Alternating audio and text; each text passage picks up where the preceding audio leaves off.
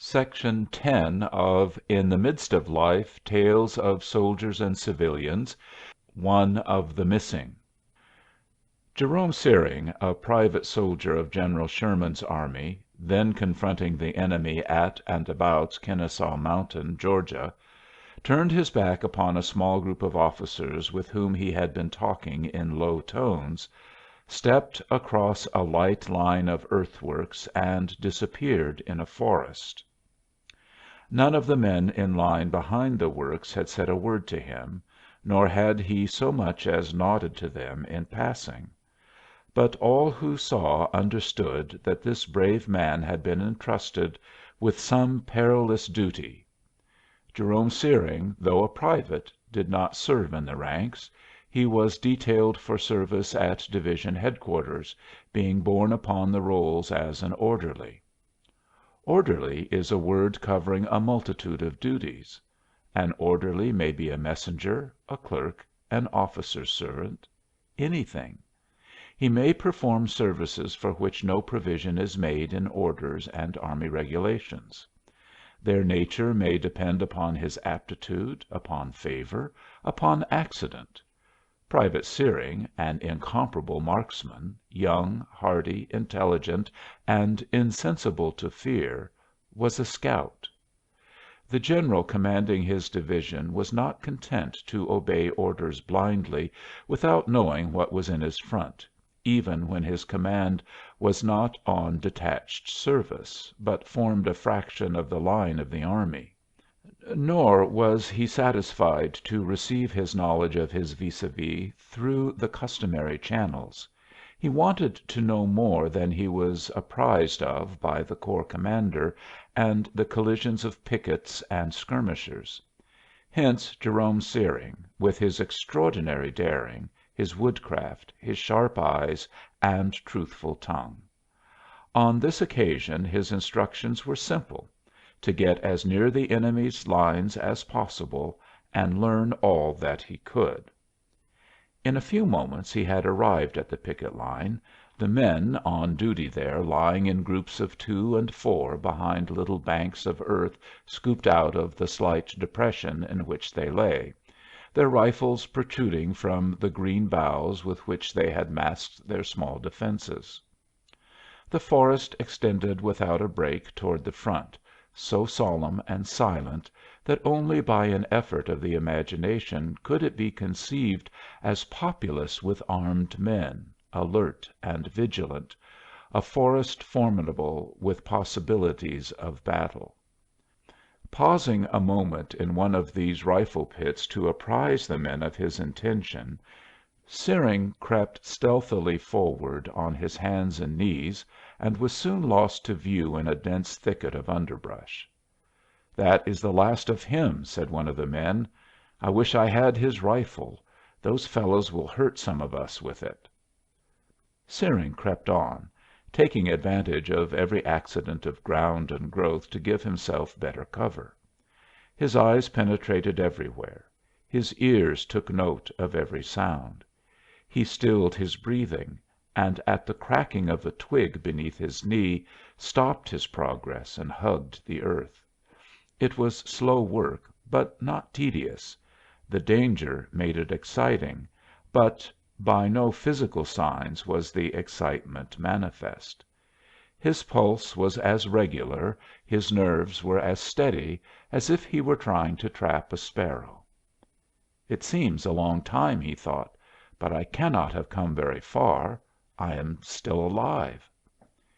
He smiled at his own method of estimating distance, and crept forward. A moment later he suddenly flattened himself upon the earth, and lay motionless, minute after minute. Through a narrow opening in the bushes he had caught sight of a small mound of yellow clay, one of the enemy's rifle pits. After some little time he cautiously raised his head inch by inch, then his body upon his hands, spread out on each side of him, all the while intently regarding the hillock of clay. In another moment he was upon his feet, rifle in hand, striding rapidly forward with little attempt at concealment. He had rightly interpreted the signs, whatever they were. The enemy was gone. To assure himself beyond a doubt before going back to report upon so important a matter, Searing pushed forward across the line of abandoned pits, running from cover to cover in the more open forest, his eyes vigilant to discover possible stragglers. He came to the edge of a plantation, one of those forlorn, deserted homesteads of the last years of the war, upgrown with brambles, ugly with broken fences, and desolate with vacant buildings having blank apertures in place of doors and windows.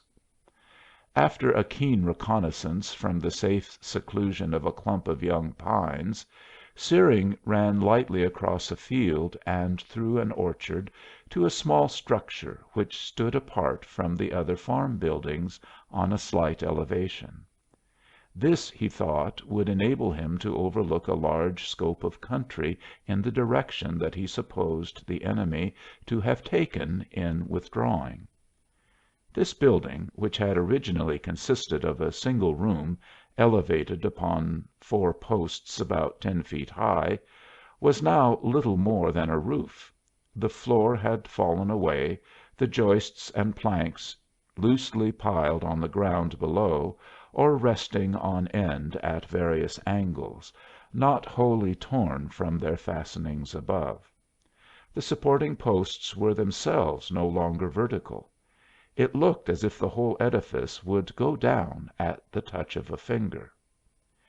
Concealing himself in the debris of joists and flooring, Searing looked across the open ground between his point of view and a spur of Kennesaw Mountain, a half-mile away.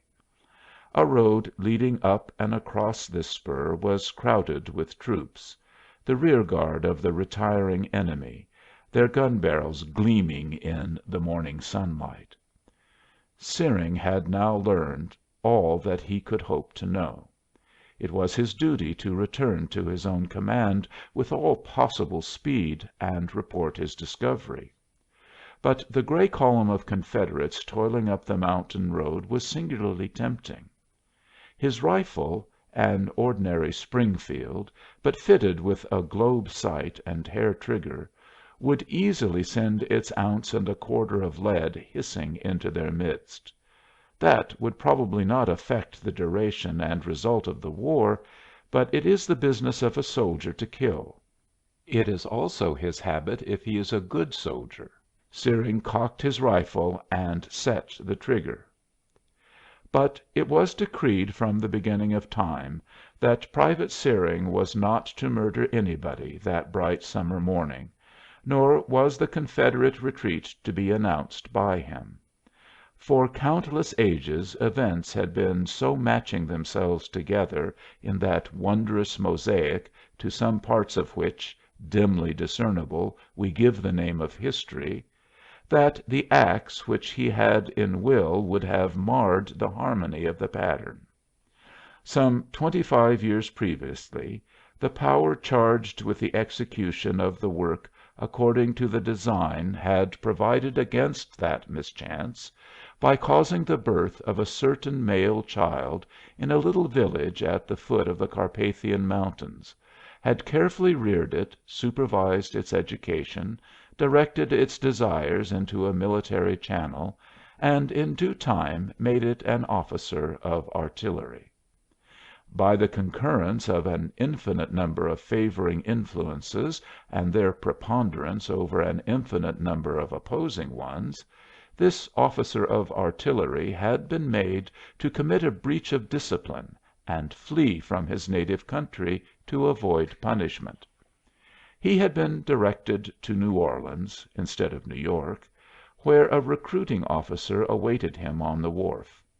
He was enlisted and promoted, and things were so ordered that he now commanded a Confederate battery some 2 miles along the line from where Jerome Searing, the Federal scout, stood cocking his rifle. Nothing had been neglected. At every step in the progress of both these men's lives, and in the lives of their contemporaries and ancestors, and in the lives of the contemporaries of their ancestors, the right thing had been done to bring about the desired result. Had anything in all this vast concatenation been overlooked, Private Searing might have fired on the retreating Confederates that morning, and would perhaps have missed. As it fell out, a Confederate captain of artillery, having nothing better to do while awaiting his turn to pull out and be off, amused himself by sighting a field piece obliquely to his right at what he mistook for some Federal officers on the crest of a hill, and discharged it. The shot flew high of its mark. As Jerome Searing drew back the hammer of his rifle, and with his eyes upon the distant Confederates considered where he could plant his shot with the best hope of making a widow or an orphan or a childless mother, perhaps all three, for Private Searing, although he had repeatedly refused promotion, was not without a certain kind of ambition, he heard a rushing sound in the air, like that made by the wings of a great bird swooping down upon its prey. More quickly than he could apprehend the gradation, it increased to a hoarse and horrible roar as the missile that made it sprang at him out of the sky, striking with a deafening impact one of the posts supporting the confusion of timbers above him, smashing it into matchwood, and bringing down the crazy edifice with a loud clatter, in clouds of blinding dust. When Jerome Searing recovered consciousness, he did not at once understand what had occurred. It was, indeed, some time before he opened his eyes. For a while he believed that he had died and been buried, and he tried to recall some portions of the burial service. He thought that his wife was kneeling upon his grave, adding her weight to that of the earth upon his breast. The two of them, widow and earth, had crushed his coffin. Unless the children should persuade her to go home, he would not much longer be able to breathe. He felt a sense of wrong. "I cannot speak to her," he thought. "The dead have no voice, and if I open my eyes I shall get them full of earth." He opened his eyes. A great expanse of blue sky, rising from a fringe of the tops of trees. In the foreground, shutting out some of the trees, a high dun mound, angular in outline, and crossed by an intricate, patternless system of straight lines, the whole an immeasurable distance away, a distance so inconceivably great that it fatigued him, and he closed his eyes. The moment that he did so he was conscious of an insufferable light.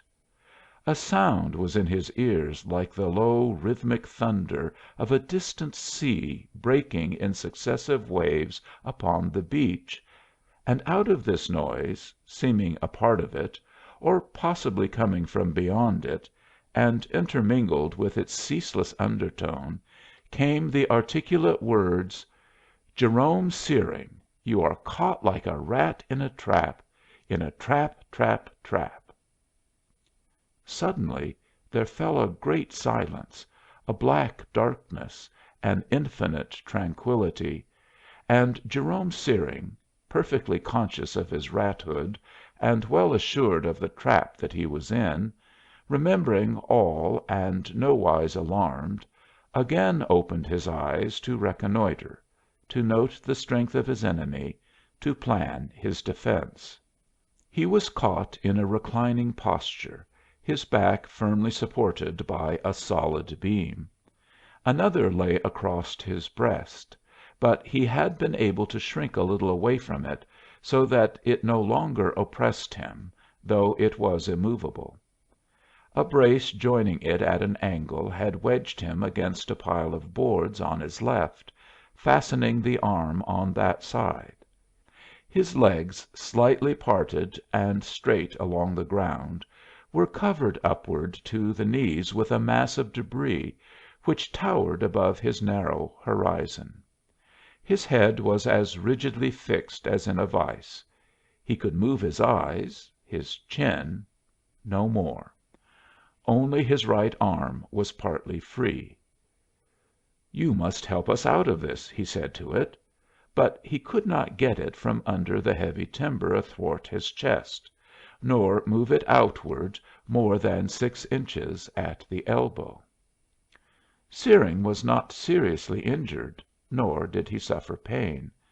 A smart rap on the head from a flying fragment of the splintered post, incurred simultaneously with the frightfully sudden shock to the nervous system, had momentarily dazed him.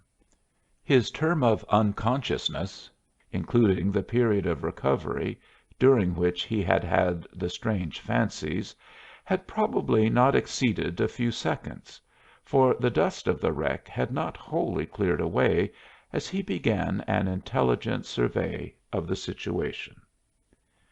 With his partly free right hand he now tried to get hold of the beam that lay across, but not quite against, his breast. In no way could he do so. He was unable to depress the shoulder so as to push the elbow beyond that edge of the timber which was nearest his knees. Failing in that, he could not raise the forearm and hand to grasp the beam. The brace that made an angle with it downward and backward prevented him from doing anything in that direction, and between it and his body the space was not half so wide as the length of his forearm. Obviously he could not get his hand under the beam nor over it. The hand could not, in fact, touch it at all. Having demonstrated his inability, he desisted, and began to think whether he could reach any of the debris piled upon his legs. In surveying the mass with a view to determining that point, his attention was arrested by what seemed to be a ring of shining metal immediately in front of his eyes. It appeared to him at first to surround some perfectly black substance, and it was somewhat more than half an inch in diameter. It suddenly occurred to his mind that the blackness was simply shadow, and that the ring was in fact the muzzle of his rifle, protruding from the pile of debris. He was not long in satisfying himself that this was so, if it was a satisfaction. By closing either eye he could look a little way along the barrel, to the point where it was hidden by the rubbish that held it. He could see the one side, with the corresponding eye, at apparently the same angle as the other side, with the other eye. Looking with the right eye, the weapon seemed to be directed at a point to the left of his head, and vice versa. He was unable to see the upper surface of the barrel, but could see the under surface of the stock at a slight angle. The piece was, in fact, aimed at the exact center of his forehead. In the perception of this circumstance, in the recollection that just previously to the mischance of which this uncomfortable situation was the result, he had cocked the rifle and set the trigger, so that a touch would discharge it, Private Searing was affected with a feeling of uneasiness. But that was as far as possible from fear. He was a brave man, somewhat familiar with the aspect of rifles from that point of view, and of cannon too. And now he recalled, with something like amusement, an incident of his experience at the storming of Missionary Ridge, where, walking up to one of the enemy's embrasures from which he had seen a heavy gun throw charge after charge of grape among the assailants, he had thought for a moment that the piece had been withdrawn. He could see nothing in the opening but a brazen circle. What that was he had understood just in time to step aside as it pitched another peck of iron down that swarming slope. To face firearms is one of the commonest incidents in a soldier's life; firearms, too, with malevolent eyes blazing behind them. That is what a soldier is for. Still, Private Searing did not altogether relish the situation, and turned away his eyes. After groping, aimless, with his right hand for a time, he made an ineffectual attempt to release his left. Then he tried to disengage his head, the fixity of which was the more annoying from his ignorance of what held it. Next he tried to free his feet, but while exerting the powerful muscles of his legs for that purpose, it occurred to him that a disturbance of the rubbish which held them might discharge the rifle. How it could have endured what had already befallen it he could not understand, although memory assisted him with several instances in point. One in particular he recalled, in which, in a moment of mental abstraction, he had clubbed his rifle and beaten out another gentleman's brains, observing afterward that the weapon which he had been diligently swinging by the muzzle was loaded, capped, and at full cock, knowledge of which circumstance would doubtless have cheered his antagonist to longer endurance. He had always smiled in recalling that blunder of his "green and salad days" as a soldier, but now he did not smile. He turned his eyes again to the muzzle of the rifle, and for a moment fancied that it had moved. It seemed somewhat nearer. Again he looked away. The tops of the distant trees beyond the bounds of the plantation interested him. He had not before observed how light and feathery they were, nor how darkly blue the sky was, even among their branches, where they somewhat paled it with their green. Above him it appeared almost black. It will be uncomfortably hot here, he thought, as the day advances. I wonder which way I am looking. Judging by such shadows as he could see, he decided that his face was due north.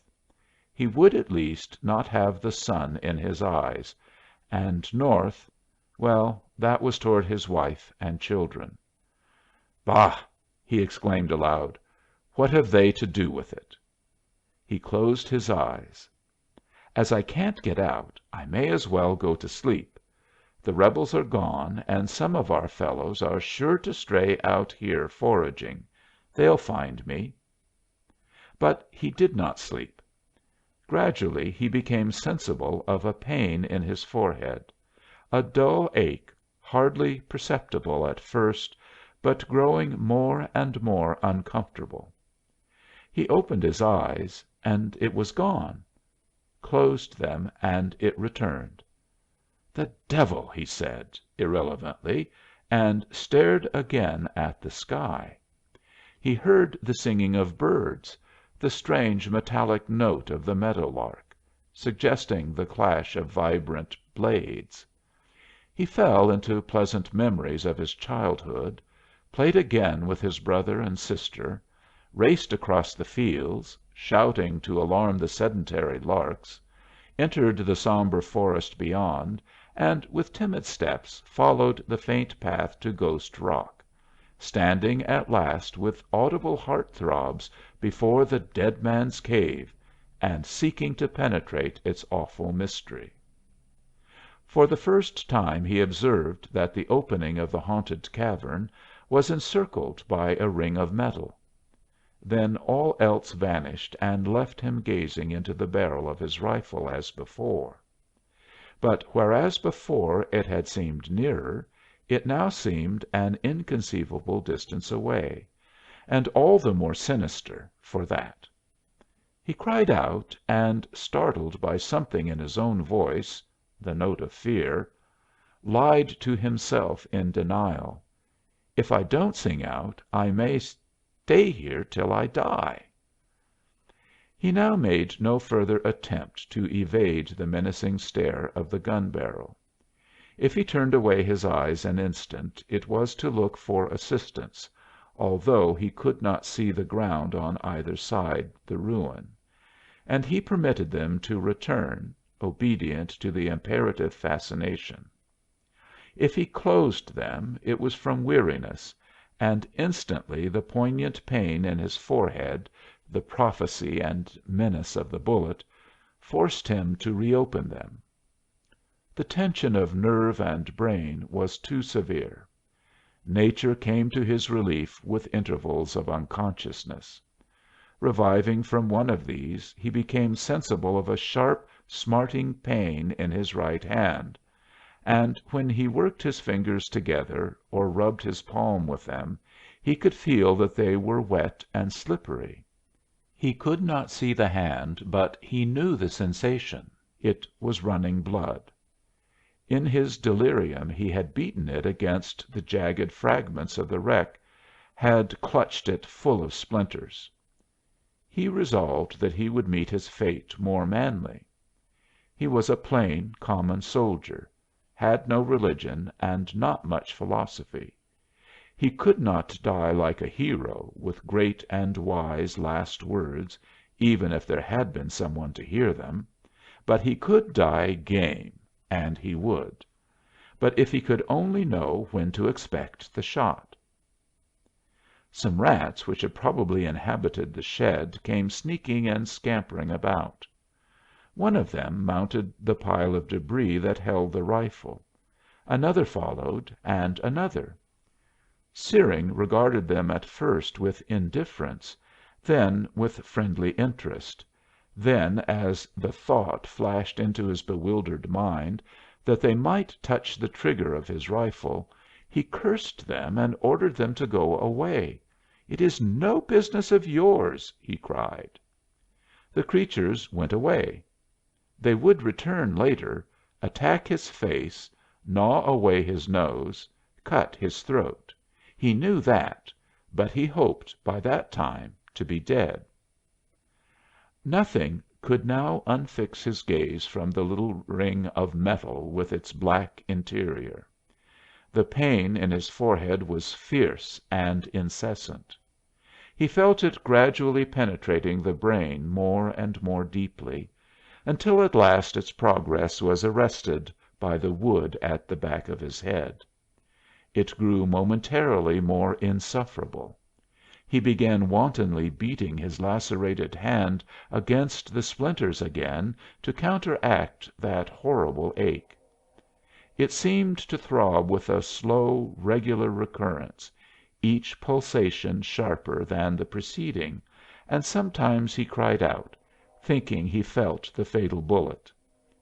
No thoughts of home, of wife and children, of country, of glory. The whole record of memory was effaced.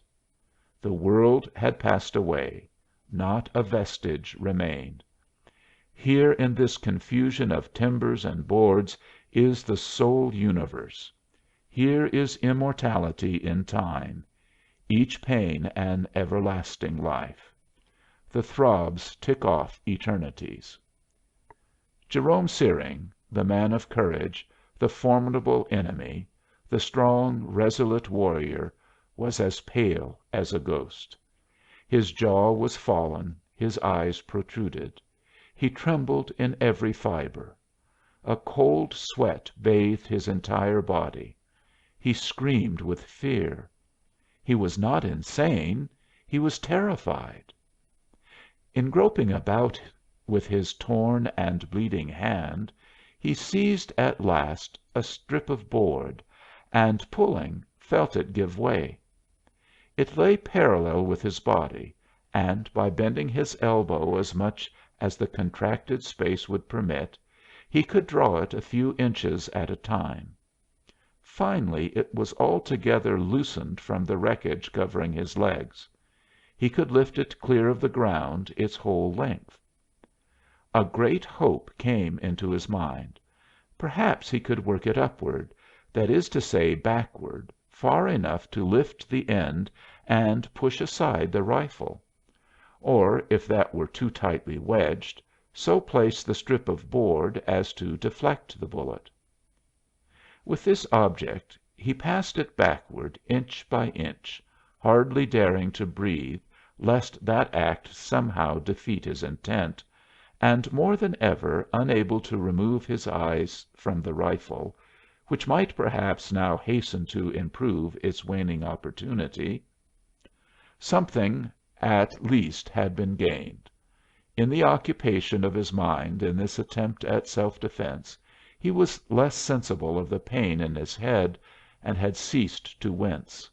But he was still dreadfully frightened, and his teeth rattled like castanets. The strip of board ceased to move to the suasion of his hand. He tugged at it with all his strength, changed the direction of its length all he could, but it had met some extended obstruction behind him, and the end in front was still too far away to clear the pile of debris and reach the muzzle of the gun. It extended, indeed, nearly as far as the trigger guard, which, uncovered by the rubbish, he could imperfectly see with his right eye. He tried to break the strip with his hand, but had no leverage. In his defeat all his terror returned, augmented tenfold. The black aperture of the rifle appeared to threaten a sharper and more imminent death in punishment of his rebellion. The track of the bullet through his head ached with an intenser anguish. He began to tremble again. Suddenly he became composed. His tremor subsided. He clenched his teeth and drew down his eyebrows. He had not exhausted his means of defense. A new design had shaped itself in his mind, another plan of battle. Raising the front end of the strip of board, he carefully pushed it forward through the wreckage at the side of the rifle until it pressed against the trigger guard. Then he moved the end slowly outward until he could feel that it had cleared it, then, closing his eyes, thrust it against the trigger with all his strength. There was no explosion. The rifle had been discharged as it dropped from his hand when the building fell. But it did its work. Lieutenant Adrian Searing, in command of the picket guard on that part of the line through which his brother Jerome had passed on his mission, sat with attentive ears in his breastwork behind the line. Not the faintest sound escaped him. The cry of a bird, the barking of a squirrel, the noise of the wind among the pines, all were anxiously noted by his overstrained sense. Suddenly, directly in front of his line, he heard a faint, confused rumble, like the clatter of a falling building, translated by distance. The lieutenant mechanically looked at his watch. 6:00 and 18 minutes. At the same moment an officer approached him on foot from the rear and saluted. "Lieutenant," said the officer, "the colonel directs you to move forward your line and feel the enemy if you find him. If not, continue the advance until directed to halt. There is reason to think that the enemy has retreated." The lieutenant nodded and said nothing. The other officer retired. In a moment the men, apprised of their duty by the non commissioned officers in low tones, had deployed from their rifle pits and were moving forward in skirmishing order, with set teeth and beating hearts. This line of skirmishers sweeps across the plantation toward the mountain. They pass on both sides of the wrecked building, observing nothing. At a short distance in their rear their commander comes. He casts his eyes curiously upon the ruin, and sees a dead body half buried in boards and timbers. It is so covered with dust that its clothing is Confederate gray. Its face is yellowish white. The cheeks are fallen in, the temples sunken, too, with sharp ridges about them, making the forehead forbiddingly narrow. The upper lip, slightly lifted, shows the white teeth, rigidly clenched. The hair is heavy with moisture, the face as wet as the dewy grass all about. From his point of view, the officer does not observe the rifle. The man was apparently killed by the fall of the building. "Dead a week," said the officer curtly, moving on, and absently pulling out his watch as if to verify his estimate of time. 6:00 and 40 minutes. Section 12 of In the Midst of Life, Tales of Soldiers and Civilians. The Affair at Coulter's Notch. "Do you think, Colonel, that your brave Coulter would like to put one of his guns in here?" the general asked. He was apparently not altogether serious. It certainly did not seem a place where any artillerist, however brave, would like to put a gun. The colonel thought that possibly his division commander meant good humoredly to intimate that in a recent conversation between them Captain Coulter's courage had been too highly extolled. "General," he replied warmly, "Coulter would like to put a gun anywhere within reach of those people," with a motion of his hand in the direction of the enemy. "It is the only place," said the general. He was serious then. The place was a depression, a notch, in the sharp crest of a hill. It was a pass, and through it ran a turnpike, which, reaching this highest point in its course by a sinuous ascent through a thin forest, made a similar, though less steep, descent toward the enemy. For a mile to the left and a mile to the right, the ridge, though occupied by Federal infantry lying close behind the sharp crest and appearing as if held in place by atmospheric pressure, was inaccessible to artillery. There was no place but the bottom of the notch, and that was barely wide enough for the roadbed. From the Confederate side this point was commanded by two batteries posted on a slightly lower elevation beyond a creek, and a half-mile away. All the guns but one were masked by the trees of an orchard. That one, it seemed a bit of impudence, was on an open lawn directly in front of a rather grandiose building, the planter's dwelling. The gun was safe enough in its exposure, but only because the Federal infantry had been forbidden to fire. Coulter's Notch, it came to be called so, was not, that pleasant summer afternoon, a place where one would like to put a gun. 3 or 4 dead horses lay there sprawling in the road, 3 or 4 dead men in a trim row at one side of it, and a little back, down the hill. All but one were cavalrymen belonging to the Federal advance. One was a quartermaster.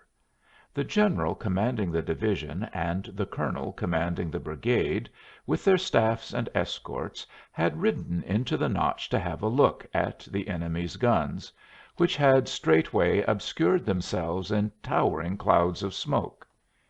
It was hardly profitable to be curious about guns, which had the trick of the cuttlefish, and the season of observation had been brief.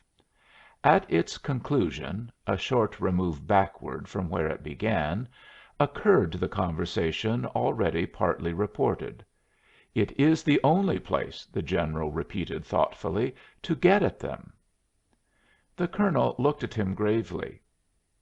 "There is room for only one gun, General, 1 against 12." "That is true, for only one at a time," said the commander with something like, yet not altogether like, a smile. "But then your brave Coulter, a whole battery in himself." The tone of irony was now unmistakable. It angered the colonel, but he did not know what to say. The spirit of military subordination is not favorable to retort, nor even to deprecation. At this moment a young officer of artillery came riding slowly up the road attended by his bugler. It was Captain Coulter. He could not have been more than 23 years of age. He was of medium height, but very slender and lithe, and sat his horse with something of the air of a civilian. In face he was of a type singularly unlike the men about him, thin, high-nosed, gray-eyed, with a slight blond mustache, and long, rather straggling hair of the same color. There was an apparent negligence in his attire. His cap was worn with the visor a trifle askew; his coat was buttoned only at the sword belt, showing a considerable expanse of white shirt, tolerably clean for that stage of the campaign. But the negligence was all in his dress and bearing. In his face was a look of intense interest in his surroundings. His gray eyes, which seemed occasionally to strike right and left across the landscape like searchlights, were for the most part fixed upon the sky beyond the Notch. Until he should arrive at the summit of the road there was nothing else in that direction to see.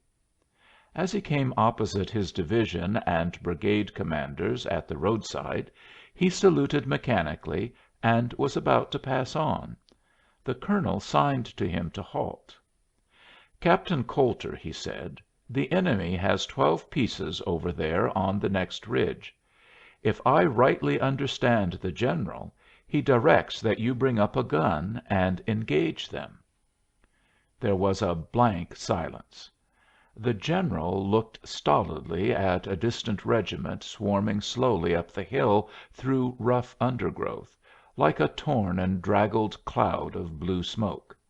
The captain appeared not to have observed him. Presently the captain spoke, slowly and with apparent effort. "On the next ridge, did you say, sir? Are the guns near the house?" "Ah, you have been over this road before. Directly at the house." "And it is necessary to engage them? The order is imperative?" His voice was husky and broken. He was visibly paler. The colonel was astonished and mortified. He stole a glance at the commander. In that set, immobile face was no sign; it was as hard as bronze. A moment later the general rode away, followed by his staff and escort. The colonel, humiliated and indignant, was about to order Captain Coulter in arrest, when the latter spoke a few words in a low tone to his bugler, saluted, and rode straight forward into the Notch, where presently, at the summit of the road, his field glass was at his eyes. He showed against the sky, he and his horse, sharply defined and statuesque. The bugler had dashed down the speed and disappeared behind a wood. Presently his bugle was heard singing in the cedars, and in an incredibly short time a single gun with its case on, each drawn by 6 horses and manned by its full complement of gunners, came bounding and banging up the grade in a storm of dust, unlimbered under cover, and was run forward by hand to the fatal crest among the dead horses. A gesture of the captain's arm, some strangely agile movements of the men in loading, and almost before the troops along the way had ceased to hear the rattle of the wheels, a great white cloud sprang forward down the slope, and with a deafening report the affair at Coulter's Notch had begun. It is not intended to relate in detail the progress and incidents of that ghastly contest, a contest without vicissitudes, its alternations only different degrees of despair.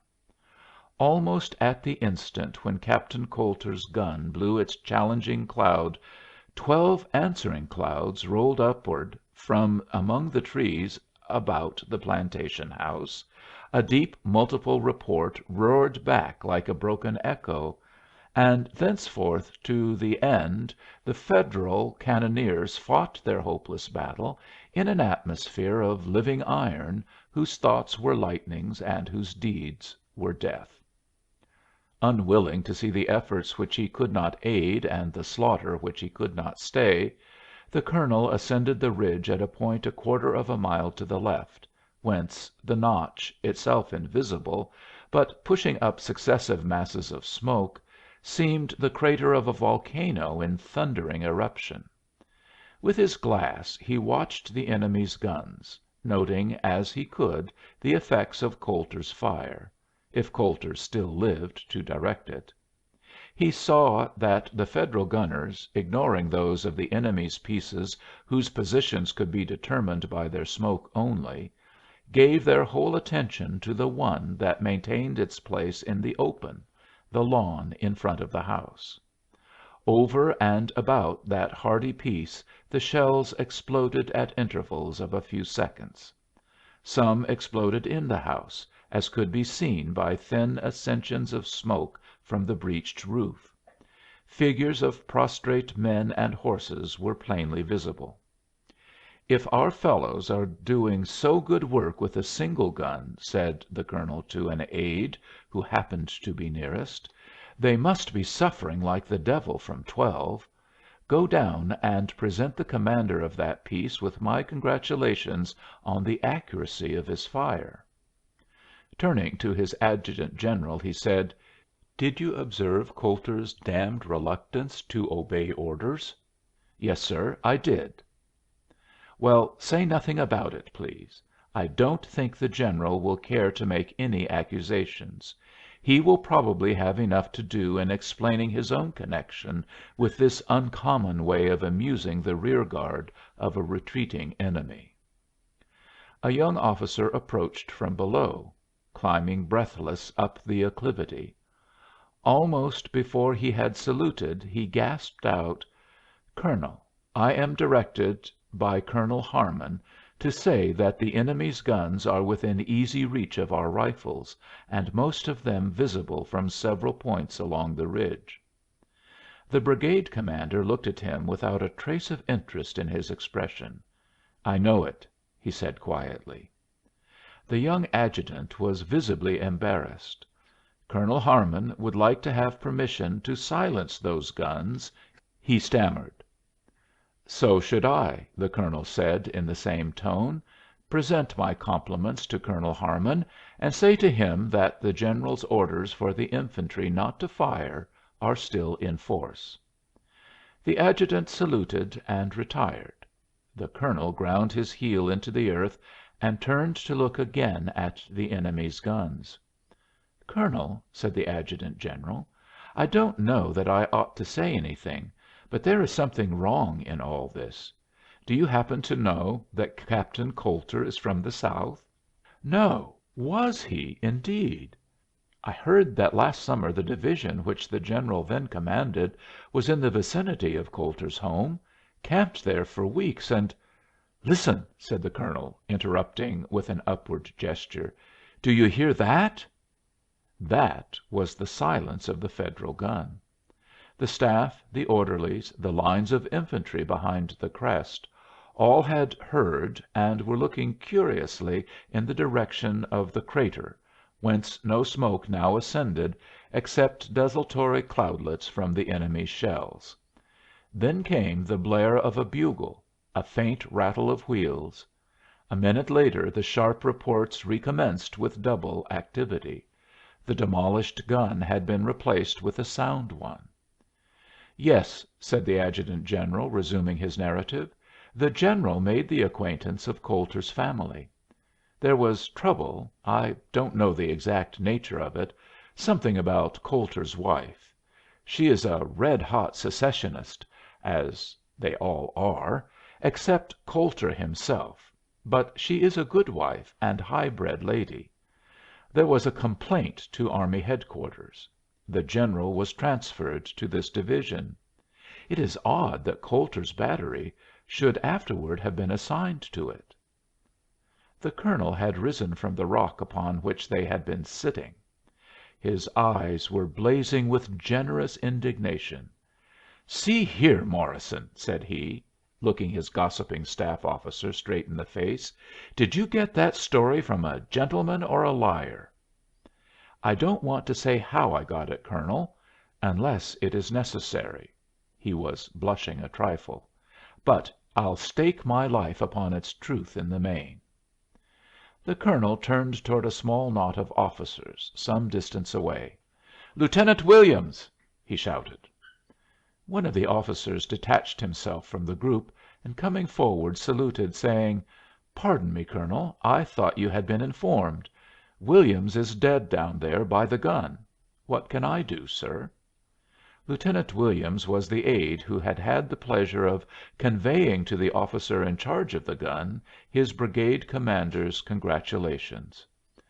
"Go," said the colonel, "and direct the withdrawal of that gun instantly. No, I'll go myself." He strode down the declivity toward the rear of the Notch at a breakneck pace, over rocks and through brambles, followed by his little retinue in tumultuous disorder. At the foot of the declivity they mounted their waiting animals and took to the road at a lively trot, round a bend and into the Notch. The spectacle which they encountered there was appalling. Within that defile, barely broad enough for a single gun, were piled the wrecks of no fewer than four. They had noted the silencing of only the last one disabled. There had been a lack of men to replace it quickly with another. The débris lay on both sides of the road. The men had managed to keep an open way between, through which the fifth piece was now firing. The men? They looked like demons of the pit. All were hatless, all stripped to the waist, their reeking skins black with blotches of powder and spattered with gouts of blood. They worked like madmen, with rammer and cartridge, lever and lanyard. They set their swollen shoulders and bleeding hands against the wheels at each recoil, and heaved the heavy gun back to its place. There were no commands. In that awful environment of whooping shot, exploding shells, shrieking fragments of iron, and flying splinters of wood, none could have been heard. Officers, if officers there were indistinguishable. All worked together, each while he lasted, governed by the eye. When the gun was sponged, it was loaded; when loaded, aimed and fired. The colonel observed something new to his military experience, something horrible and unnatural. The gun was bleeding at the mouth. In temporary default of water, the man sponging had dipped his sponge into a pool of comrade's blood. In all this work there was no clashing. The duty of the instant was obvious. When one fell, another, looking a trifle cleaner, seemed to rise from the earth in the dead man's tracks, to fall in his turn. With the ruined guns lay the ruined men, alongside the wreckage, under it and atop of it; and back down the road, a ghastly procession, crept on hands and knees such of the wounded as were able to move. The colonel he had compassionately sent his cavalcade to the right about had to ride over those who were entirely dead in order not to crush those who were partly alive. Into that hell he tranquilly held his way, rode up alongside the gun, and in the obscurity of the last discharge tapped upon the cheek the man holding the rammer, who straightway fell, thinking himself killed. A fiend 7 times damned sprang out of the smoke to take his place, but paused and gazed up at the mounted officer with an unearthly regard, his teeth flashing between his black lips, his eyes, fierce and expanded, burning like coals beneath his bloody brow. The colonel made an authoritative gesture and pointed to the rear. The fiend bowed in token of obedience. It was Captain Coulter. Simultaneously with the colonel's arresting sign, silence fell upon the whole field of action. The procession of missiles no longer streamed into that defile of death, for the enemy also had ceased firing. His army had been gone for hours, and the commander of his rear guard, who had held his position perilously long in hope to silence the Federal fire, at that strange moment had silenced his own. "I was not aware of the breadth of my authority," said the colonel to anybody, riding forward to the crest to see what had really happened. An hour later his brigade was in bivouac on the enemy's ground, and its idlers were examining, with something of awe, as the faithful inspect a saint's relics, a score of straddling dead horses and 3 disabled guns, all spiked. The fallen men had been carried away; their torn and broken bodies would have given too great satisfaction. Naturally, the colonel established himself and his military family in the plantation house. It was somewhat shattered, but it was better than the open air. The furniture was greatly deranged and broken. Walls and ceilings were knocked away here and there, and a lingering odor of powder smoke was everywhere. The beds, the closets of women's clothing, the cupboards, were not greatly damaged. The new tenants for a night made themselves comfortable, and the virtual effacement of Coulter's battery supplied them with an interesting topic. During supper an orderly of the escort showed himself into the dining room and asked permission to speak to the colonel. "What is it, Barber?" said the officer pleasantly, having overheard the request. "Colonel, there is something wrong in the cellar. I don't know what. Somebody there. I was down there rummaging about." "I will go down and see," said the staff officer, rising. "So will I," the colonel said. "Let the others remain. Lead on, orderly."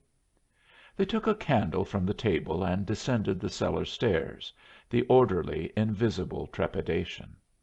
The candle made but a feeble light; but presently, as they advanced, its narrow circle of illumination revealed a human figure seated on the ground against the black stone wall which they were skirting, its knees elevated, its head bowed sharply forward.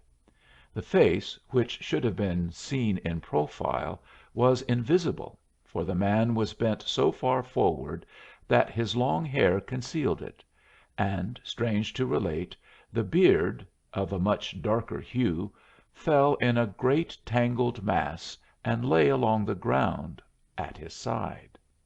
They involuntarily paused; then the colonel, taking the candle from the orderly's shaking hand, approached the man and attentively considered him. The long, dark beard was the hair of a woman, dead. The dead woman clasped in her arms a dead baby. Both were clasped in the arms of the man, pressed against his breast, against his lips. There was blood in the hair of the woman; there was blood in the hair of the man. A yard away, near an irregular depression in the beaten earth which formed the cellar's floor, fresh excavation with a convex bit of iron, having jagged edges, visible in one of the sides, lay an infant's foot. The colonel held the light as high as he could. The floor of the room above was broken through, the splinters pointing at all angles downward. "This casement is not bomb proof," said the colonel gravely. It did not occur to him that his summing up of the matter had any levity in it.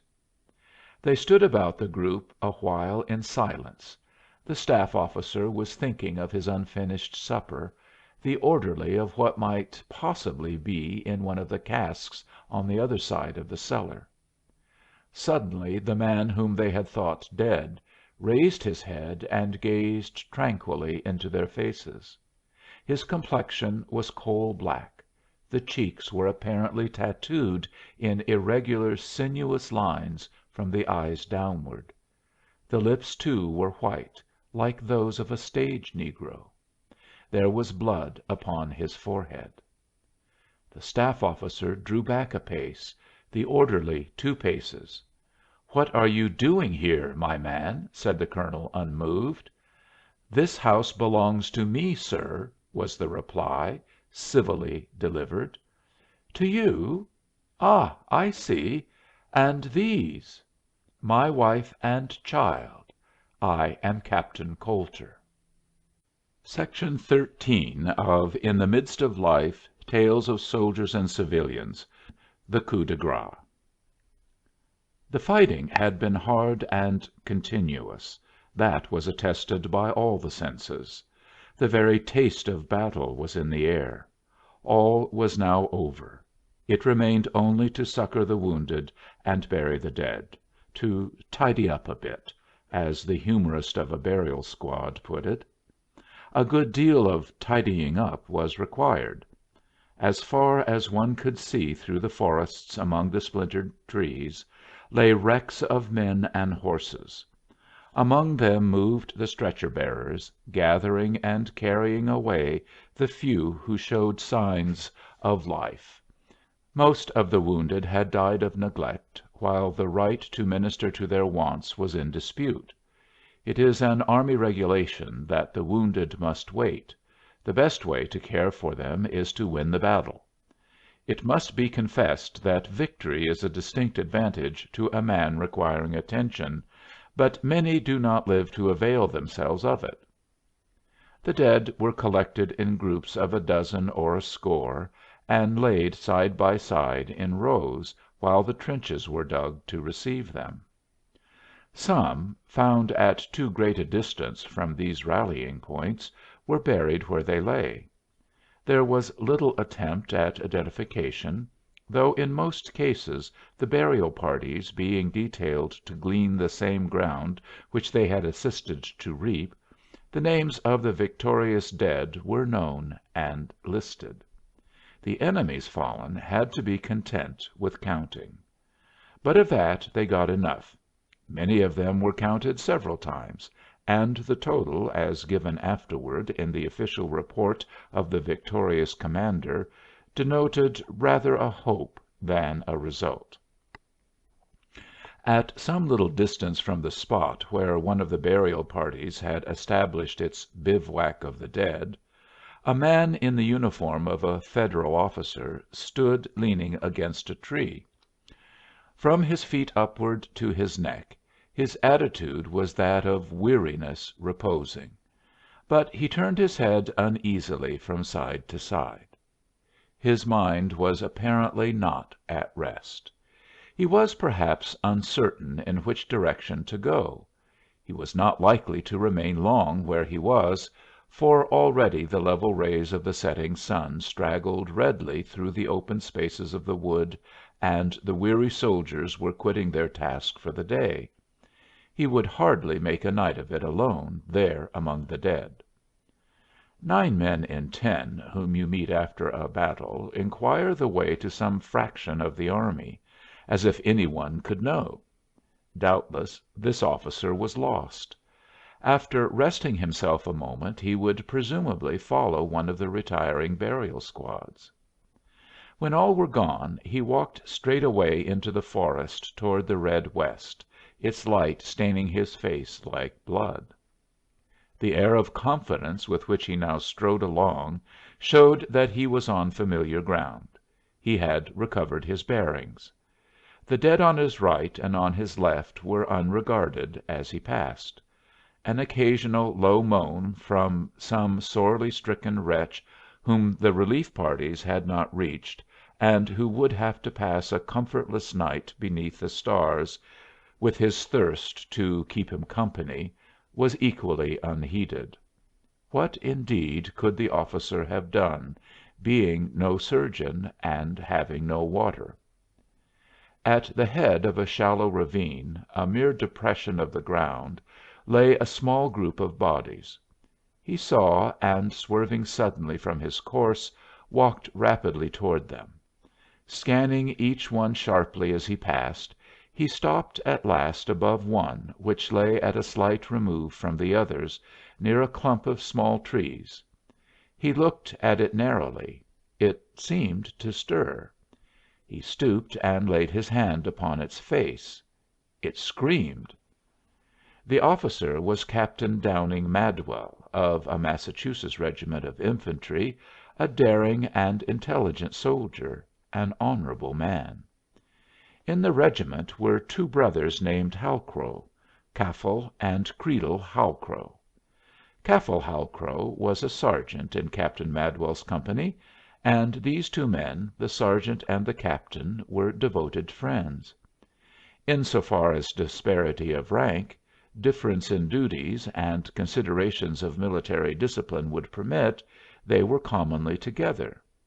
They had, indeed, grown up together from childhood. A habit of the heart is not easily broken off. Caffal Halcrow had nothing military in his taste nor disposition, but the thought of separation from his friend was disagreeable. He enlisted in the company in which Madwell was second lieutenant.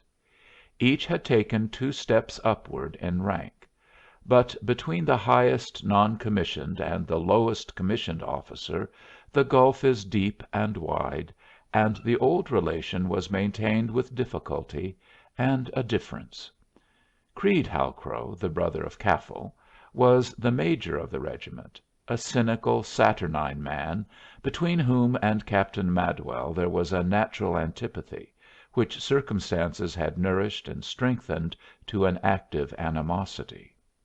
But for the restraining influence of their mutual relation to Caffal, these two patriots would doubtless have endeavored to deprive their country of each other's services. At the opening of the battle that morning the regiment was performing outpost duty a mile away from the main army. It was attacked and nearly surrounded in the forest, but stubbornly held its ground. During a lull in the fighting, Major Halcrow came to Captain Madwell. The two exchanged formal salutes, and the major said, "Captain, the colonel directs that you push your company to the head of this ravine and hold your place there until recalled. I need hardly apprise you of the dangerous character of the movement, but if you wish, you can, I suppose, turn over the command to your first lieutenant. I was not, however, directed to authorize the substitution. It is merely a suggestion of my own, unofficially made." To this deadly insult Captain Madwell coolly replied, "Sir, I invite you to accompany the movement. A mounted officer would be a conspicuous mark, and I have long held the opinion that it would be better if you were dead." The art of repartee was cultivated in military circles as early as 1862. A half hour later Captain Madwell's company was driven from its position at the head of the ravine, with the loss of 1/3 its number. Among the fallen was Sergeant Halcrow. The regiment was soon afterward forced back to the main line, and at the close of the battle was miles away. The captain was now standing at the side of his subordinate and friend. Sergeant Halcrow was mortally hurt. His clothing was deranged; it seemed to have been violently torn apart, exposing the abdomen. Some of the buttons of his jacket had been pulled off and lay on the ground beside him, and fragments of his other garments were strewn about. His leather belt was parted and had apparently been dragged from beneath him as he lay.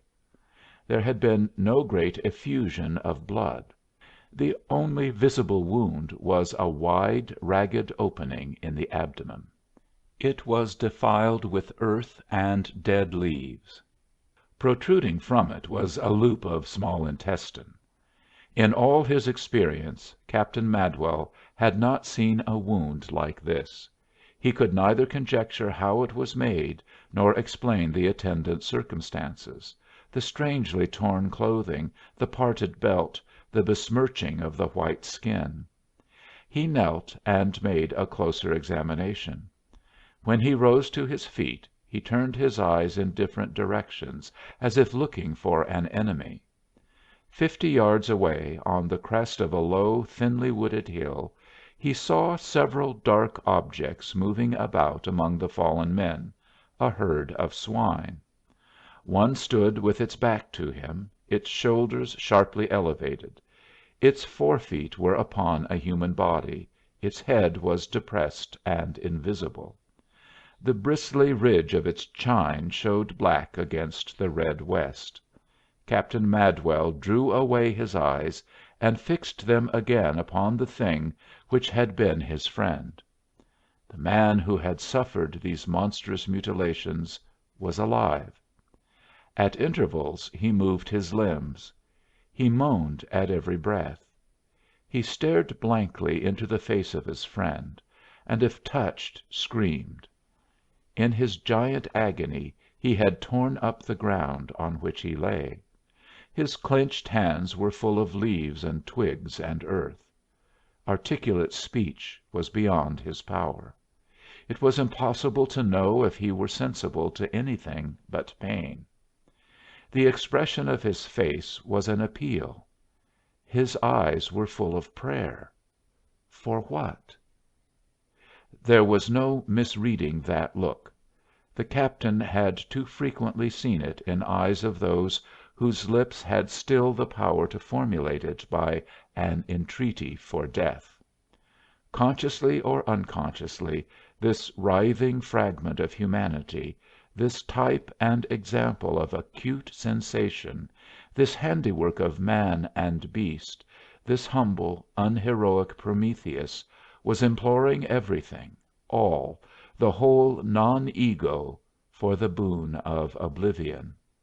To the earth and the sky alike, to the trees, to the man, to whatever took form in sense or consciousness, this incarnate suffering addressed that silent plea.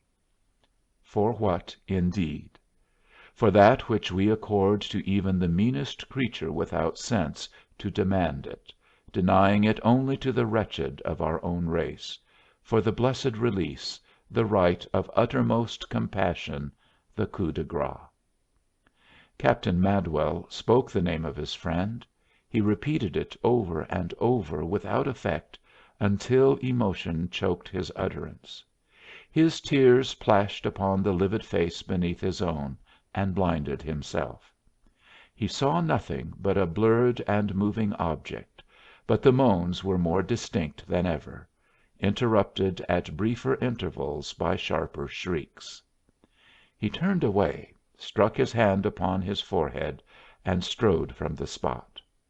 The swine, catching sight of him, threw up their crimson muzzles, regarding him suspiciously a second, and then, with a gruff, concerted grunt, race away out of sight.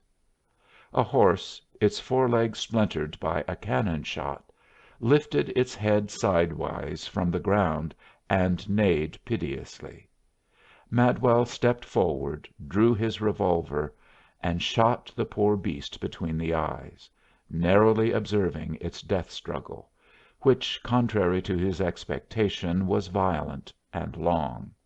But at last it lay still.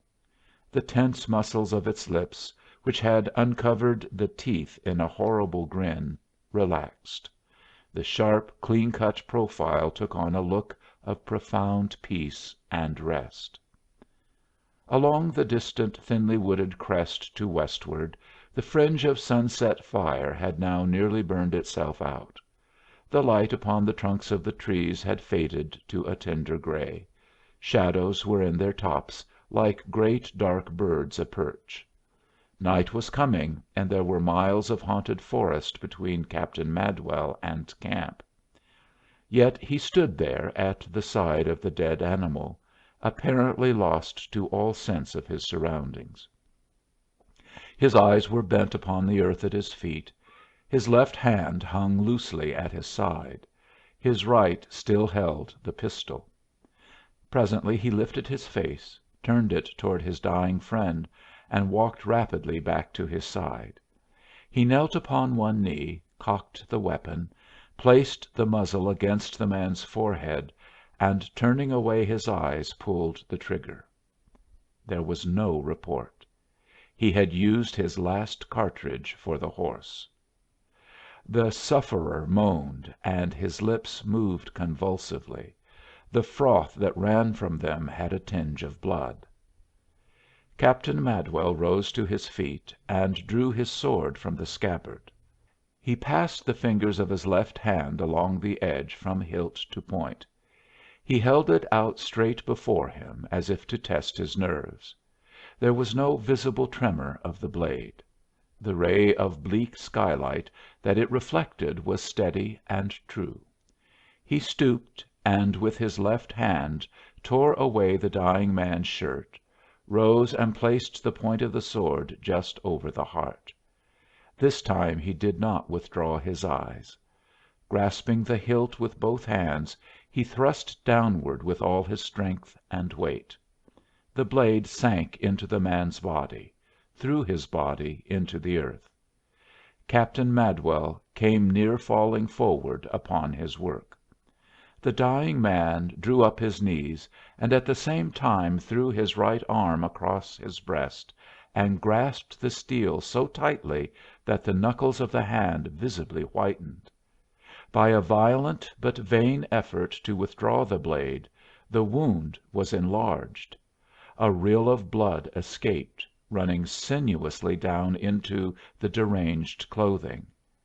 At that moment three men stepped silently forward from behind the clump of young trees which had concealed their approach. Two were hospital attendants and carried a stretcher. The third was Major Creede Halcrow. Section 14